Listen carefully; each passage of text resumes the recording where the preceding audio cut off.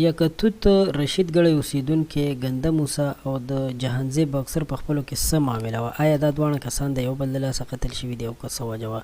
یو ډېر اهم راز، یو ډېر پټ معلومات به تاسو سره شریکوم. تاسو ته معلومه ده چې موسی عرف ګنده موسی، یعنې په ګنده موسی باندې چې دغه هلک مشهور و، دا څه وخت وړاندې پولیسو نیولی هم او دا په ډېرو واقعاتو کې پولیسو ته مطلوب هم و، یعنې په ده باندې ډېرې اف آی آرې هم وي او داسې ویل کېږي چې په ده باندې 8 اف آی آرې وي. نو دا پولیس ته مطلوب و، خو دا 13 ورځ په سردریاب کې ویل کېږي چې د خپلو ملګرو د لاسه وژل شوی دی، ډزې پې شوي دي او بیا یې د لاش د سیند په غاړه باندې غورځولی دی. نو د دوی چې بیا دغلته څوک خبر شوي ورغلي دي، لاش یې هم راوړی دی او رپورټ یې هم درج کړی دی.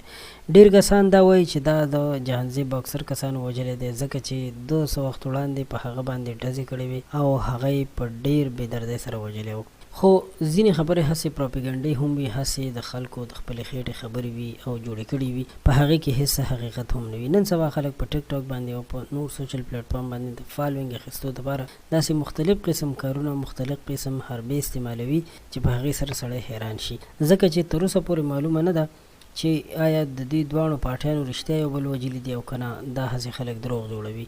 ځکه چې یو وخت کې دوی ډېر خواږه دوستان وو، ډېره زیاته ښه دوستانه یې وه، یو ځای به ګرځېدل، یو بل سره به ټیک ټاک ویډیوګانې هم جوړولې. خو بیا معلومه نه ده چې د دوی دواړو په منځ کې څه داسې نظر پېښ شو، یعنې نظر وهل او د دوی یاري دوستي خرابه شوه. بیا د هغې نه پس چې کله جهانزیب اکثر مړ شو او اوس دا مړ شو، نو اوس خلکو داسې قصې جوړې کړي چې ګینې دا ده وژلی دی. نو دوستانو، دا یو تازه ترین اپډیټ او خبرو چې تاسو سره مو شریک و. تاسو څه نظر لرئ چې دا به چا وژلی وي؟ نظر سره ضرور خپل شریک کړئ.